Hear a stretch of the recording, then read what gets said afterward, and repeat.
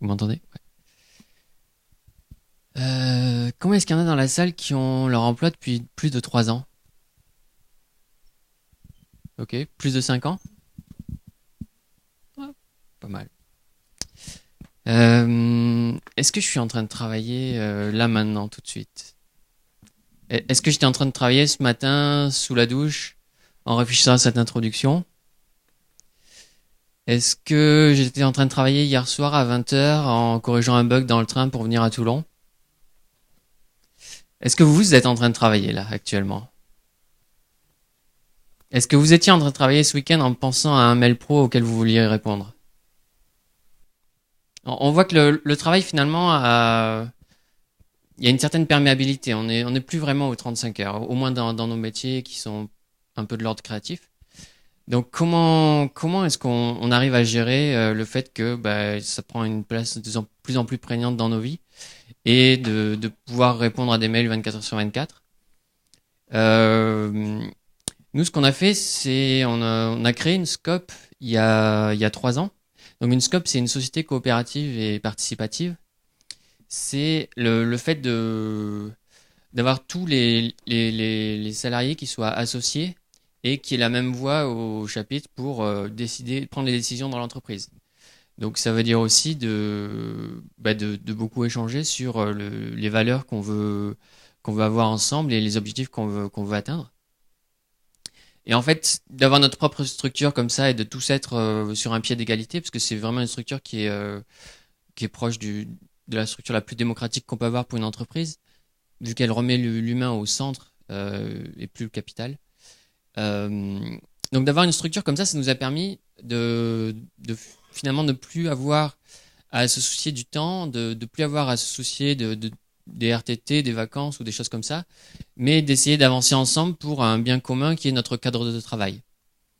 Donc de cette manière, on a pu vraiment prendre conscience de cette perméabilité et au lieu d'essayer de lutter contre elle en disant non mais je regarde pas mes mails le soir ou je les regarde pas le week-end, enfin ça c'est un exemple parmi d'autres, plutôt essayer de l'embrasser et dire ok ben on vit comme ça, on essaye de faire avec et finalement ça a changé quand même deux trois choses sur notre façon d'appréhender le travail.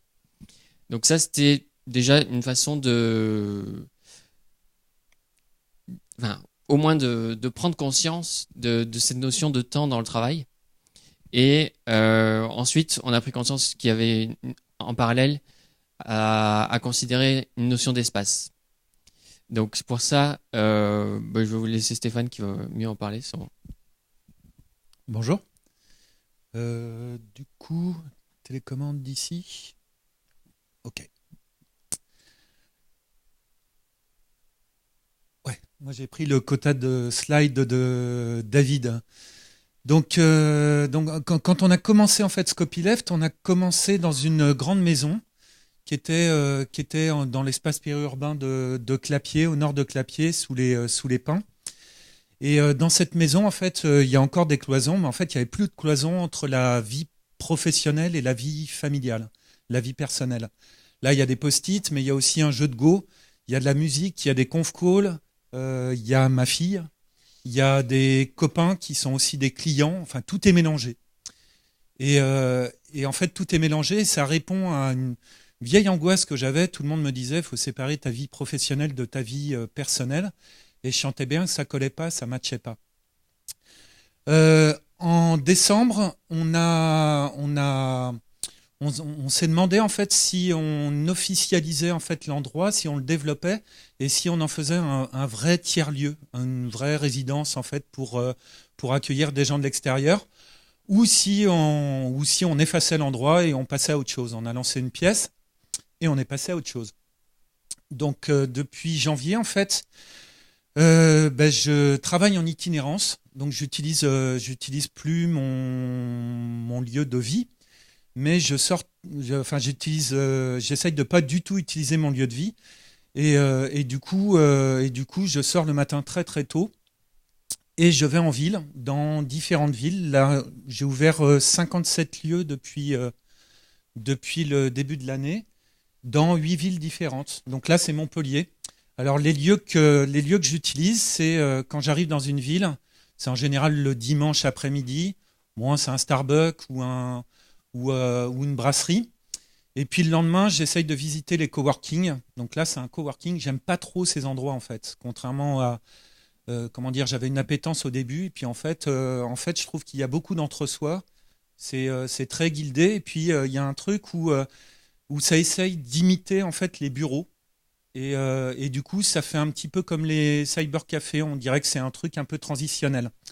Du coup, je préfère le troisième jour, c'est plus intéressant. On arrive dans des endroits insolites. Là, c'est un musée d'art contemporain à Bordeaux. Là, c'est l'Asile. C'est un truc vraiment très marrant. C'est un ancien sex shop. Dedans, il y a un tailleur de pierre, il y a un graffeur en peinture photoluminescente, il y a un photographe spécialisé dans le light painting. Là, c'est le garage moderne. Alors là, c'est une ressourcerie et en même temps, c'est un garage coopératif. Super intéressant d'aller bosser là-bas. On rencontre des gens vraiment étonnants. Et là, c'est un patchwork en fait des autres coworking que je peux faire. Là, c'est à Saint-Martin-de-Londres. C'est une personne un peu folle qui a fait un espace de coworking à base de palettes. Là, c'est dans un camping. Alors, les campings en haute saison, c'est terrible, mais dans basse saison, c'est génial. Au bord de la rivière, en fait, on fait des trucs super. Il y a des endroits luxueux. On peut aller dans les golfs. Dans les golfs. Et au bord de la mer aussi. Ça, c'est un autre tapoteur en fait itinérant qui a fait ça à Belle-Île. Et du coup, il y a des patterns qui se dégagent. Donc, il y a d'autres gens qui font ça. Et Lilian Rico, par exemple, avec Lilian Rico, on a essayé de dégager les patterns. Donc, il y a un pattern qui s'appelle ouvrir un endroit. Pour ouvrir un endroit, on rentre, on demande si on peut visiter, on demande si on peut tapoter, on demande si on peut prendre le Wi-Fi. On demande si on peut revenir accompagné, et puis on ouvre l'endroit du coup. Là, c'est une formation itinérante. On utilise ces formations pour casser un peu le format très traditionnel des formations. Et du coup, on se balade en ville et on trouve des endroits un peu partout.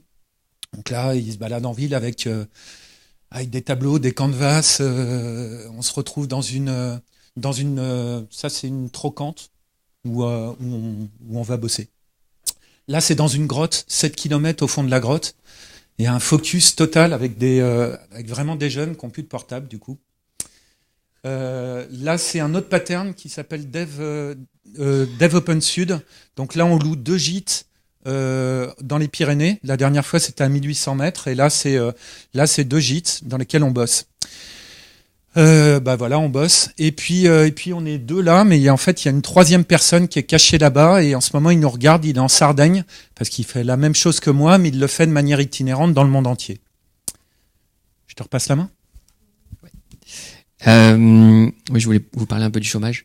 Je voulais afficher la courbe du chômage, mais tout le monde la connaît. En gros, elle augmente. Et finalement, si on y réfléchit bien, c'est peut-être pas une mauvaise chose. Puisque si on pousse la réflexion plus loin, si on arrive à automatiser toutes les tâches répétitives, un peu usantes, dégradantes, ben on a gagné quelque part. C'est-à-dire qu'il ne nous reste plus que les tâches un peu créatives et fun à faire. Donc la question qui se pose tout de suite, c'est ok pour plus avoir ce genre de travail répétitif et automatisable, mais comment vivre de façon décente avec ça? Donc il y a plusieurs solutions qui sont envisagées. Il y en a une notamment qui est le revenu de base. Je sais pas si vous êtes familier avec ça. Donc c'est le fait de pouvoir distribuer un revenu de manière inconditionnelle et universelle à tous les citoyens, qui permettrait justement à côté de faire d'autres choses. Vu qu'on n'a plus besoin de créer autant de valeur, enfin pas autant de valeur, mais pas la même valeur, disons, que ce qui peut être créé et automatisé par les robots aujourd'hui. Ça c'est une première chose. La seconde, c'est qu'en fait, si on va plus loin encore dans la réflexion, on pourrait retrouver des formes d'intermittence en fait dans ce genre de travail. C'est-à-dire qu'au même titre que ce qui peut être fait sur la réalisation de films dans le cinéma, on pourrait avoir des acteurs, on va dire dans le numérique, qui se regroupent ponctuellement. Donc par exemple aujourd'hui, vous venez bosser avec nous, on fait un site. On reste un mois dessus et puis après ça change, il y a un graphiste qui vient, un autre qui part. C'est une forme comme ça où on essaye de combiner des savoir-faire et des compétences à un instant T pour essayer de produire ensemble de la valeur et puis ensuite chacun peut faire sa route. Donc ça c'est une des choses qu'on pourrait expérimenter. Nous on a expérimenté des choses au niveau du modèle économique Donc on a fait des formations, de l'expertise, du développement, des co-constructions de produits. Qu'est-ce qu'on a fait d'autre, des choses comme ça. Et en fait, on essaye d'avoir un modèle économique qui est toujours en déséquilibre. C'est-à-dire qu'on ne sait jamais ce sur quoi on va aller, ce qui nous permet quelque part d'avoir des tâches qui sont difficilement répétables, ouais, et automatisables. C'est-à-dire, une fois qu'on l'a fait, ça devient automatisable, mais nous, on est toujours en train d'essayer de trouver des choses qui sont un peu innovantes sur ce plan-là. Donc, ça, c'est une des autres choses. La suite. Ouais, sur les tâches répétitives, par exemple, l'Observatoire du travail nous dit qu'il y a 30% des tâches répétitives qui disparaissent tous les ans, des pauvres. Du coup, en fait, ça laisse la place à d'autres types de tâches. Pour les qualifier, avant, je disais tâches créatives, mais je dirais que en fait, dans ces nouvelles tâches, enfin, elles existaient avant, mais elles étaient très minoritaires. Maintenant, elles commencent à bien remonter. Ces tâches-là, pour les qualifier, j'utilise « et si ». Si dans mon boulot, en fait, je me dis « et si je faisais ça comme ça ? Et si c'était un rond plutôt qu'un carré ? Et si je forçais le trait ? Et si j'enlevais les pieds ?» Là, je suis sur des tâches un peu répétitives. Créatives. Des tâches « et si », quoi.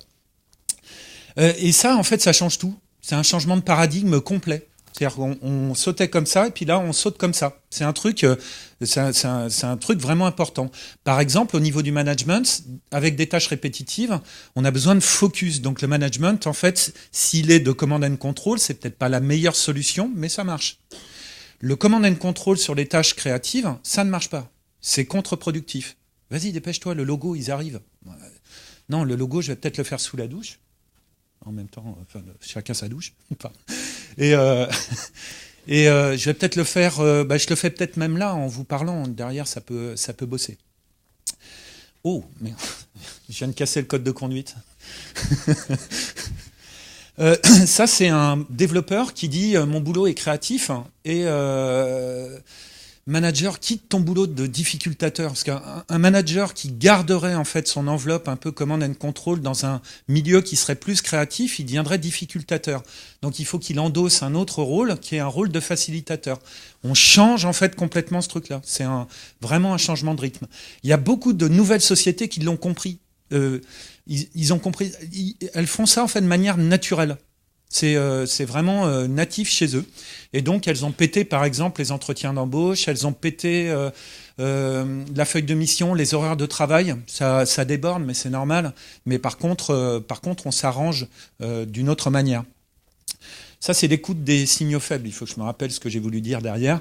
Les signaux faibles, en fait, c'est on voit des nouvelles pratiques avec ça. C'est-à-dire que quand je suis sur une tâche créative et que tu me déranges, mais que tu me déranges tout doucement, tu me dis est-ce que je peux t'interrompre ? Ça y est, c'est fini. En fait, j'avais lancé une sonde, et ici, tu vois, c'est une petite fusée que j'ai lancée, et peut-être ça allait retrouver une planète avec un petit prince dessus, bah là, ça vient d'exploser, parce que le temps que je te réponde, ou même le moment, ça se barre. Et du coup, il y a des nouveaux outils, en fait, qui se sont mis en place, et je dirais que les méthodes agiles, par exemple, elles outillent un petit peu ça, elles aident à outiller ça. Slack, l'IRC, en fait, ça permet, en fait, de poser ces demandes de manière asynchrone. Les Kanban et tout, c'est super bien pour ça, parce que quand j'ai fini une tâche, je la mets ici, et donc tu sais que là, je suis libre. Donc tu peux relever la tête et m'interroger, sans me perturber. Alors les grands groupes sont friands en fait de ces nouvelles méthodes parce que ça marche pas forcément bien pour eux, mais quand ils voient ces nouvelles méthodes comme l'agilité, ils se concentrent sur la vélocité ou alors les estimations, ça leur parle vachement, donc ils partent là-dessus, ils passent des heures en planning poker. Bon, ok. Et du coup, ce serait plutôt risible si ça endommageait pas, en fait, si ça produisait pas de la souffrance au travail. C'est-à-dire cette surcouche-là, déjà, du command and control, avec de l'agilité qu'on revient remettre dans cette truc, c'est terrible. C'est vraiment, c'est dramatique. On a une autre forme, là, je vous présente un incubateur. Donc, comment mettre un projet dans le mur en 6 mois ? Juste en leur faisant faire un peu de voyance, c'est-à-dire regarder ce qui va se passer dans 3 ans, exprimez-le pendant 3 mois avec un business plan, un truc de ce genre, machin. Faites-vous une belle séance d'auto-hypnose pour vous convaincre, et puis ensuite allez voir des investisseurs, et puis hypnose aussi, vous les convaincre. Et puis surtout, passez maître dans l'art du pitch, parce que si tu sais pas pitcher ton projet c'est de la merde, évidemment. Mais heureusement, on peut penser qu'en fait, le fait que les tâches répétitives disparaissent un peu, on pourrait avoir une espèce de darwinisme évolutif et que ce truc-là, en fait, pourrait se ringardiser bientôt. Je te repasse la main. Ouais. Donc pour que ça se ringardise, il faut peut-être parler un peu d'éducation, c'est-à-dire comment est-ce qu'on forme, comment est-ce qu'on fait pour que nos jeunes arrivent dans le travail avec d'autres notions que celles actuelles. Donc actuellement, qu'est-ce qui se passe? Voilà, on les met dans une salle comme ça, on les met assis individuellement, on les met en compétition. Qu'est-ce qu'on fait d'autre? On leur dit surtout ne copiez pas, alors que l'apprentissage c'est un peu à base de copie. Je sais pas si vous êtes allé déjà copier un bout de code sur Stack Overflow ou des choses comme ça, mais en fait notre quotidien c'est un peu de copier et de s'inspirer de ce qui se fait à côté. Malheureusement c'est vraiment ce qu'on interdit aux élèves et on dit surtout, et en plus tu te tais quand même et t'essayes surtout pas de collaborer avec ton voisin. Donc ça j'ai pu m'en rendre compte en donnant des cours à l'IUT à Arles, donc des cours sur le web, de voir à quel point les élèves avaient leur initiative qui avait été brisée et donc qui se mettaient vraiment dans une relation de le sachant et l'apprenant, plutôt que d'essayer de travailler ensemble et d'essayer de cumuler les expériences pour essayer de produire quelque chose ensemble. Et ça, j'ai essayé d'employer plusieurs techniques. On a essayé de co-construire le cours, c'est-à-dire de voir en fonction de leurs affinités ce qu'on pouvait faire ensemble, dans quel ordre et sur quel délai on allait pouvoir essayer de faire ça. C'est quelque chose qui s'est passé et il y a eu des petites pépites finalement où certaines personnes ont réussi à devenir acteurs de leur acquisition de savoir, ce qui était très intéressant. Mais globalement, j'en suis sorti un peu déçu. Donc c'était cette année et j'espère mettre en place de nouvelles choses pour l'année prochaine parce que j'aimerais continuer là-dessus. Si on va encore plus loin, en fait, le fait de repenser le travail, ça nous fait un peu casser la pyramide. C'est-à-dire que, je sais pas si vous connaissez tout ce qui est bullshit job, etc., management, on en a un peu moins besoin quand même. Tout ce qui est pyramide de démocratie où on vote pour des personnes qui vont voter pour d'autres, etc., ça devient un peu caduc aussi. Donc finalement, cette réflexion sur le travail, elle va beaucoup plus loin que ce qu'on pourrait penser. Et du coup, je te laisse faire la suite. Parce que... Oh, ok.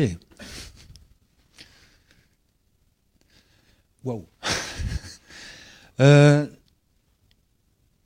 En fait, les slides, on s'en fout. Les slides, ils me permettent juste de ne pas perdre ce que j'avais envie de vous dire et de ne pas coller des post-it partout, parce que c'est l'habitude que j'ai.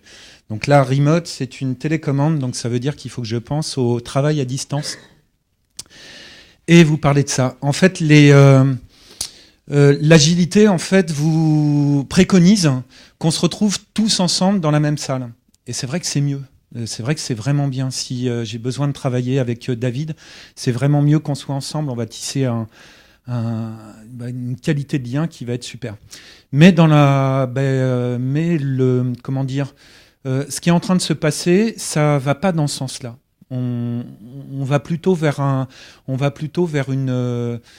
des personnes qui sont géographiquement délocalisées. Et du coup, un des enjeux en fait de ce nouveau boulot, c'est de trouver des solutions pour ça. Ça va être dur, c'est compliqué, c'est tout à explorer en fait. Donc c'est pas compliqué, c'est juste à explorer. Il faut qu'on trouve des nouvelles pratiques en fait qui nous permettent de bosser ensemble. C'est d'ailleurs comme ça qu'on fait, de bosser avec Vincent qui est en Sardaigne et d'arriver quand même à garder du lien et à arriver à savoir ce que fait Vincent en Sardaigne. Des fois, en fait, j'ai l'impression qu'on arrive à mieux le faire que dans certains open space où les personnes sont avec un casque sur la tête et en fait ne se parlent pas, ne se voient pas, sauf à la machine à café. Donc c'est un des enjeux que je vois pour ça. Le deuxième enjeu, c'est de quitter ce truc-là. Ce truc-là, mais ouais, 5 minutes, ça va. Ça fait rire, mais en fait, c'est pour de vrai. Dans les entreprises, on a des espèces de réflexes qui viennent d'une autre culture, et on fait ça. Pourquoi on le fait? Bah, parce qu'il faut le faire. Ah bon? Donc on va garder ça comme ça, même si c'est con. Bah ouais, en fait, on a toujours fait comme ça. Donc ça permet de réinterroger en fait le contrat social, réinterroger peut-être le fait de bosser à 35 heures ou de faire un entretien de travail. Un entretien de travail, c'est terrible. On dit à tout le monde, il faut que tu donnes le meilleur de toi-même. Il faut que tu arrives et que tu fasses bonne impression. C'est une connerie, bullshit. Faut juste que tu sois toi-même et qu'on puisse voir si c'est intéressant en fait de bosser ensemble. C'est tout, quoi.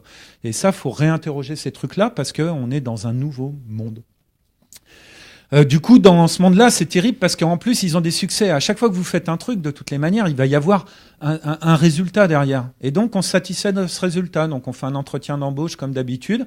Et puis, ah bah, il a été bien. Et puis, ça a été bien. Et puis, on est content. Et puis, il a fait de la graphologie. Et puis, des Gémeaux ascendant carotte. C'est génial. Il va bien faire l'affaire. Un autre truc qui est à prendre en compte, c'est le fait qu'un des enjeux qu'il y a là, c'est qu'il y a des... Tout à l'heure, je vous parlais de nouveaux barbares, en fait, de jeunes sociétés qui avaient naturellement des trucs collaboratifs.